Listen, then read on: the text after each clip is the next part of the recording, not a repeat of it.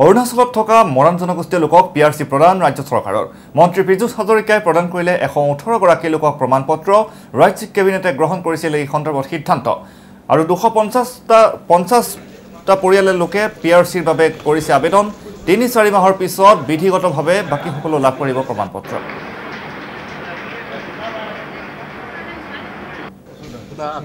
অৰুণাচলত প্ৰায় 2,500 মৰাণ ব্যক্তিয়ে বসবাস কৰে কিন্তু যেতিয়া অৰুণাচলে পূৰ্ণাংগ ৰাজ্যৰ মৰ্যাদা পালে তেখেতলোকে তাতে জেনেৰেল হ'ব লগা হ'ল আৰু তেখেতলোকে PRC সাৰ্টিফিকেট নাপায় PRC নাপায় তাৰ কাৰণে তেখেতলোকে গভৰ্ণমেণ্ট অফ ইণ্ডিয়াৰ চাকৰিত তেখেতলোকে এপ্লাই কৰিব নোৱাৰে আজি আমি কামটো সম্পূৰ্ণ কৰিলোঁ আজি 118 গৰাকী ব্যক্তিক আমি সাৰ্টিফিকেট দিয়াৰ আজি ব্যৱস্থা কৰিছোঁ এতিয়ালৈকে 250 ব্যক্তিয়ে PRC সাৰ্টিফিকেটৰ কাৰণে এপ্লাই কৰিছে PRC পালে লগৰ লগত অসমৰ তেওঁলোক নন ক্ৰিমিলিয়াৰ OBC হৈ গ'ল মানে অসমত মৰাণসকলে যিমান সুবিধা পায় তেখেতলোকেও সিমান সুবিধা পাব পৰৱৰ্তী 3 মাহ বা 4 মাহৰ ভিতৰত যিসকল ব্যক্তিয়ে PRC সাৰ্টিফিকেট বিচাৰে আমি তেওঁলোকক বিচাৰি উলিয়াই PRC সাৰ্টিফিকেট দিয়াৰ ব্যৱস্থা কৰিম দীৰ্ঘদিনীয়া দাবী পূৰণ হ'ল অৰুণাচলত থকা মৰাণসকলৰ মৰাণ দল সংগঠনে ধন্যবাদ জনালে চৰকাৰক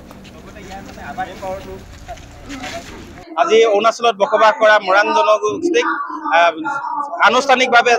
জাতিগত প্ৰমাণপত্ৰ প্ৰদান কৰা হৈছে আৰু আমি অসম চৰকাৰলৈ অশেষ ধন্যবাদ জ্ঞাপন কৰিছোঁ আমাৰ মৰাণ জনজাতিৰ এটা দীৰ্ঘদিনীয়া সমস্যা অৰুণাচলত বসবাস কৰা লোকসকলক যিহেতু শিক্ষাৰ ক্ষেত্ৰতে হওক চাকৰিৰ ক্ষেত্ৰত বিভিন্ন সমস্যাৰ সন্মুখীন হৈ আছিলে আৰু সেই সমস্যাসমূহ নিশ্চিতভাৱে আজি তাৰিখৰ পৰা কিছু হ'লেও সমাধান হ'ব বুলি আমি আশা ৰাখিলোঁ আমাৰ মৰাণ লোকসকলক আমি PRC কাষ্ট চাৰ্টিফিকেট NCL প্ৰদান কৰিবৰ কাৰণে আমি চৰকাৰক দাবী জনাইছিলোঁ আৰু তেখেতলোকে চৰকাৰেও আমাৰ দাবীৰ প্ৰতি সঁহাৰি জনাই আজি এই স্থানতে তেখেতলোকে আজি আনুষ্ঠানিকভাৱে এই পত্ৰ আমি প্ৰদান কৰিছোঁ জাতিগত প্ৰমাণপত্ৰ আৰু ইয়াৰ লগে PRC প্ৰদান কৰিছে আৰু NCL ব্যৱস্থাটো কৰিছে গতিকে আমি এইখিনি ব্যৱস্থা কৰাৰ কাৰণে অসমৰ মাননীয় মুখ্যমন্ত্ৰী হিমন্ত বিশ্ব শৰ্মা ডাঙৰীয়াক ধন্যবাদ জনাইছোঁ অসম চৰকাৰক ধন্যবাদ জনাইছোঁ বহুত ভাল লাগিছে আমাৰ সবৰে ভাল লাগিছে যিমান আমাৰ জাতীয় মানুহ আহিছে ইমান ডাঙৰ আমাৰ প্ৰমাণিত পত্ৰ দিছে সাৰ্টিফিকেট আৰু অসম চৰকাৰ মন্ত্ৰী ডক্টৰ হিমন্ত বিশ্ব শৰ্মাক ধন্যবাদ দিছে